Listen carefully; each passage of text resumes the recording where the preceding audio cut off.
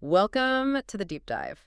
So this past week, the world saw this incredibly rapid escalation and then, almost just as suddenly, a ceasefire between Israel and Iran. Yeah, quite the whirlwind. Some people are already calling it the 12-day war. Exactly. It felt, very dramatic, caught a lot of people off guard, I think. For sure. Today, our mission is really to move past those breaking news headlines and properly unpack the source material you've brought. We want to dive into the core motivations, the deeper historical stuff, who the key players are. And the implications, right? Yeah. Because this isn't just about the Middle East. Not at all. It affects the whole global community. So the goal is to give you, the listener, a really comprehensive, nuanced picture of how we got here, maybe what comes next. Hopefully some surprising facts, maybe some aha moments along the way. Sounds good. Let's dig in. Okay.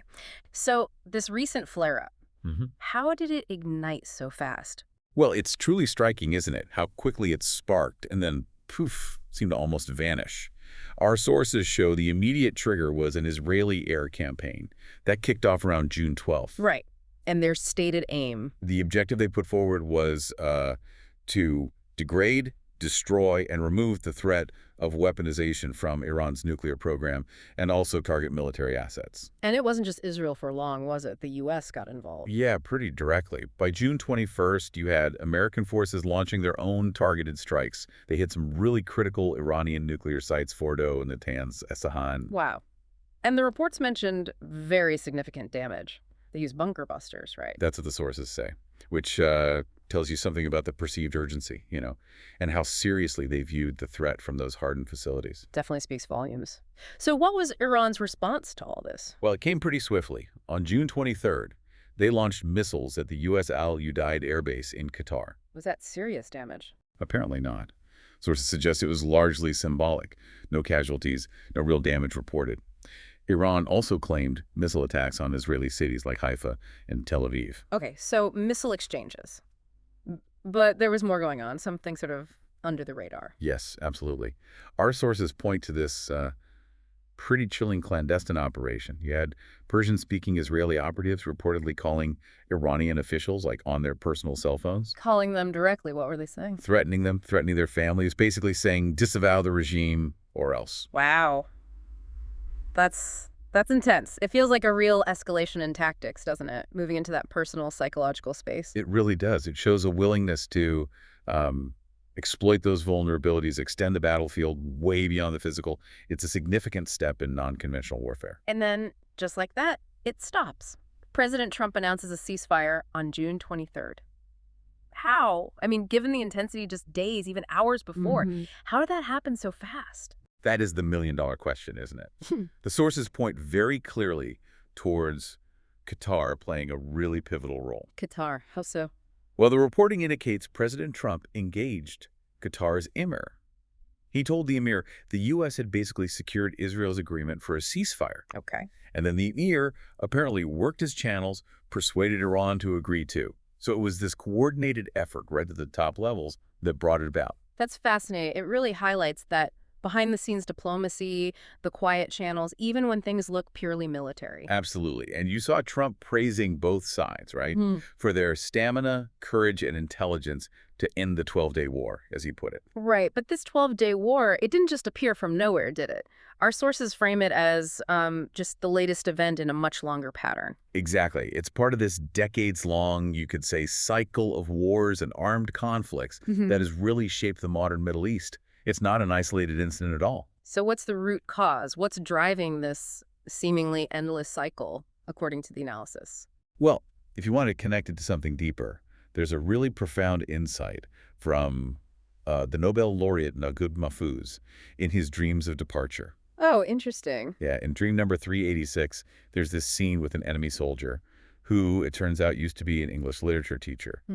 And he just says, justice is the only solution. Justice is the only solution. Oh, yeah. And the sources we looked at really pick up on that thread.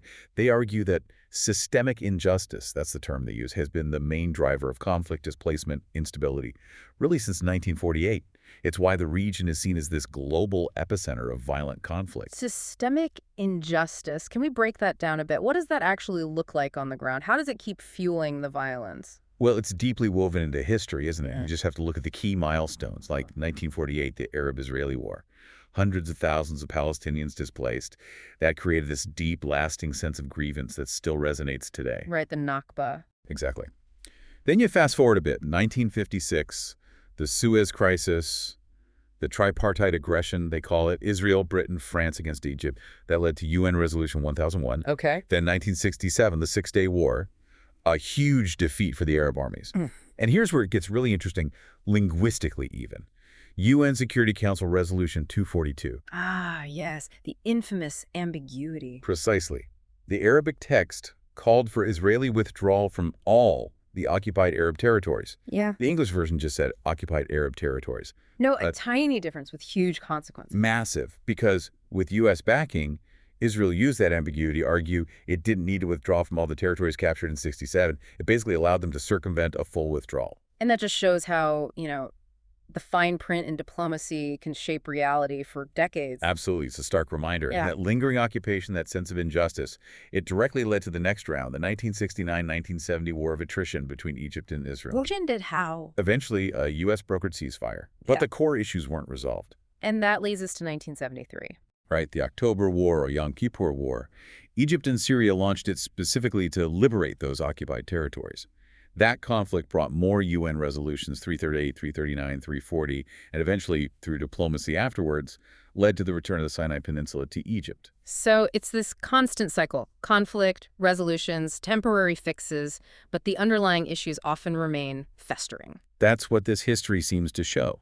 Deeply entrenched problems and sometimes even the supposed solutions contain the seeds of future conflict, like that linguistic ambiguity in 242. Okay, so understanding that long history is vital. But let's shift to the more recent past, just before this latest flare-up in October 2023.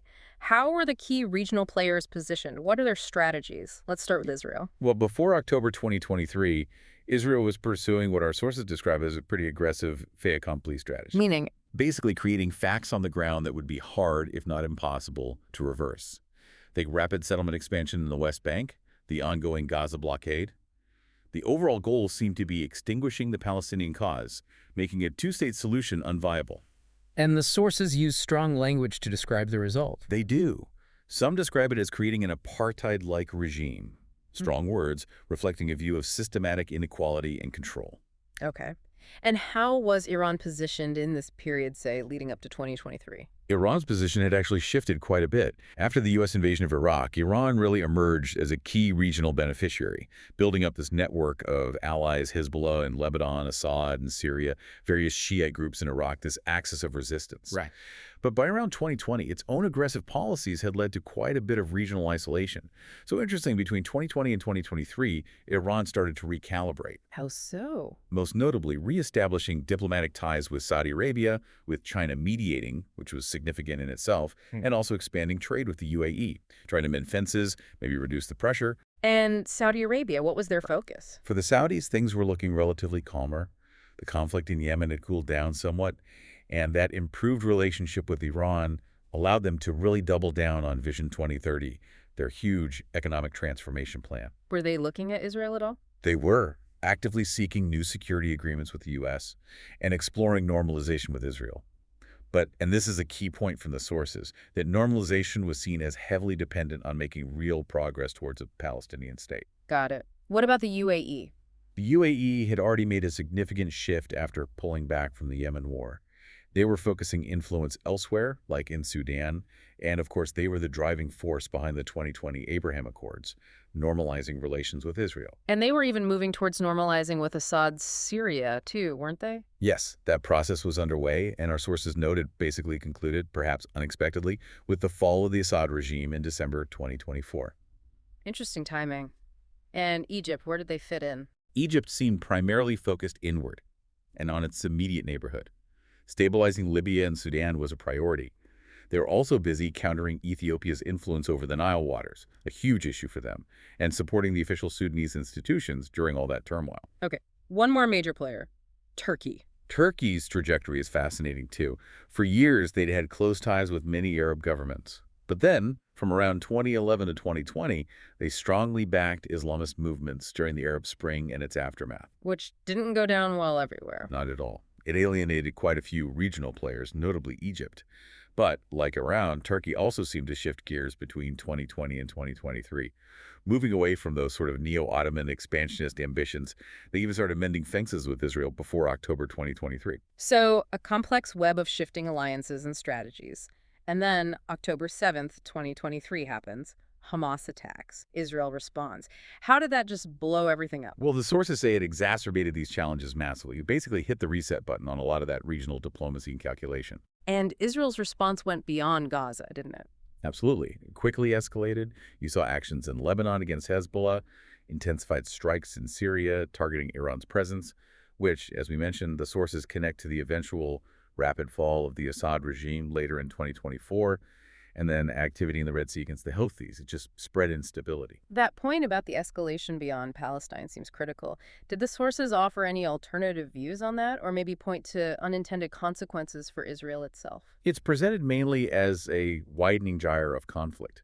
And in this broader picture, countries like Egypt, Saudi Arabia, the UAE, Turkey, they found themselves becoming secondary actors in a way. Secondary actors. But were they aligned on anything? Yes, quite strongly.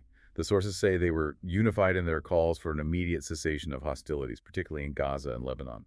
They all strongly rejected any Israeli plans for displacing Palestinians and really pushed the Palestinian cause back to the forefront. Did this put pressure on existing agreements, like Egypt's peace treaty with Israel? Huge pressure. The sources specifically mentioned the strain on the Egypt-Israel peace treaty, issues around getting aid into Gaza, Israel's control over the Rafah crossing, the fight over the Philadelphia corridor, that narrow strip of land between Gaza and Egypt. Crucial for security. Exactly. Israel's perceived intransigence on these points really put Cairo in a very, very difficult spot. And Turkey, how did they react after October 7th? Turkey adopted this interesting dual policy.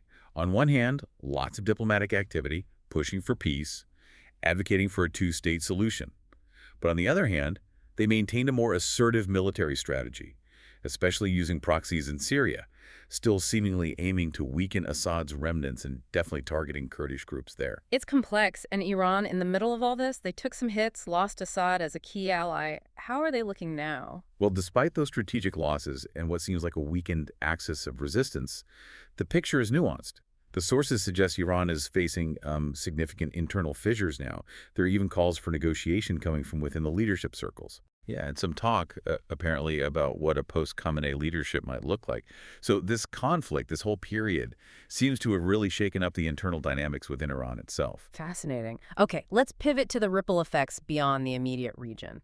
The economic costs, for instance. They sound astronomical. Oh, they're devastating. Just looking at Israel first, the estimates cited suggest a month-long war could cost around $12 billion. Daily military spending hitting something like $725 million. Just staggering numbers. And by the end of 2024, the Gaza war alone was estimated to have drained Israel's economy of over $67.5 billion. That's not even counting civilian damage, infrastructure repair. Plus, you have labor shortages from mobilization, risks to their credit rating. It's a huge economic blow. And for Iran, they were already facing economic challenges, weren't they? Hugely. Even before these latest strikes, sources indicated Iran needed something like $500 billion in investment just for its basic infrastructure. Now, add the destruction from Israeli attacks on vital facilities. Reconstruction could run into tens of billions. Which just worsens the existing humanitarian situation. Exactly. You've got 80% of Iranians already facing food insecurity, according to the reports. A prolonged conflict, the sources warn, could push the country towards a genuine national catastrophe. And the global picture, what's the big risk there? The Strait of Hormuz, that's the major choke point. If Iran were to try and block it, you're talking about disrupting over 20% of the world's oil and LNG supplies. Wow. And the economic impact of that. Sources warn oil prices could spike to $150 a barrel. Global GDP could shrink by nearly $1 trillion annually. You'd likely see stagflation, that nasty mix of stagnant growth and high inflation. And what about the immediate neighbors, the Gulf allies? For countries like Saudi Arabia, the UAE, Qatar, Bahrain, the sources use the term existential to describe the potential economic fallout. Estimated losses range from $730 billion up to $1 trillion just from declining growth and foreign investment drying up. The stakes are incredibly high for them. Okay, beyond the economics, there's the huge looming question of nuclear proliferation. This is maybe the most significant long-term worry. Absolutely. And the core insight here, or maybe the cool fear, is that military action, like the strikes we saw, far from ending a country's nuclear ambitions, might actually do the opposite. How so? It could ironically incentivize them to actually get the bomb as the ultimate deterrent. If you feel constantly under attack, maybe a nuclear weapon starts to look like the only way to guarantee your security. That's a really sobering thought.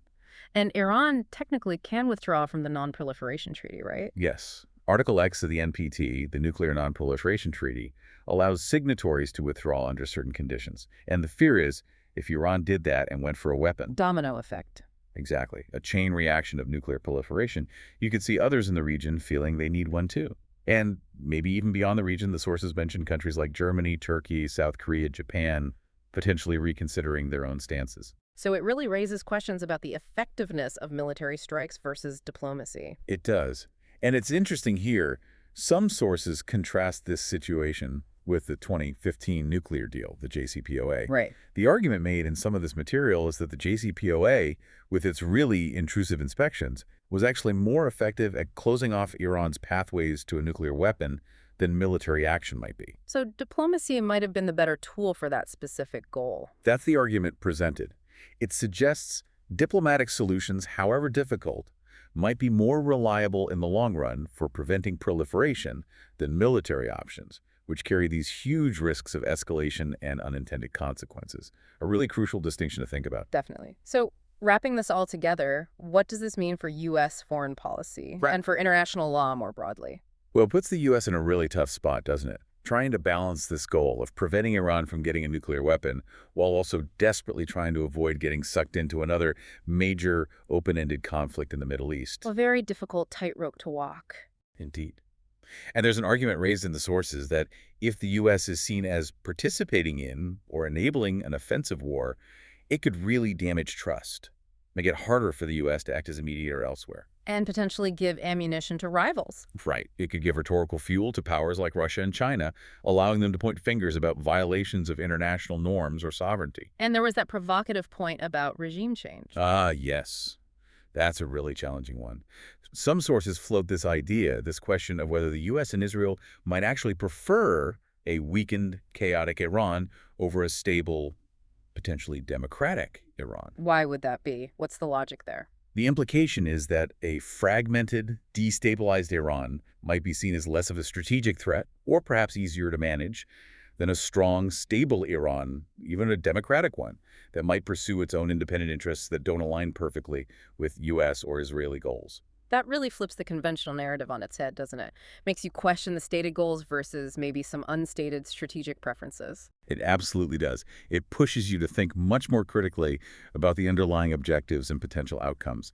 It definitely provides a lot of food for thought. Okay. Well, this deep dive has, I feel, really connected a lot of dots for us. We've gone from this sudden ceasefire all the way back through a century of conflict, looked at the shifting sands of regional power, and touched on these huge global implications, got economics, nuclear risks. It's covered a lot of ground. Right. And I think it leaves us, and you listening, with a pretty provocative thought to chew on, building on that idea of justice from Naguib Mahfouz we talked about earlier. Go on.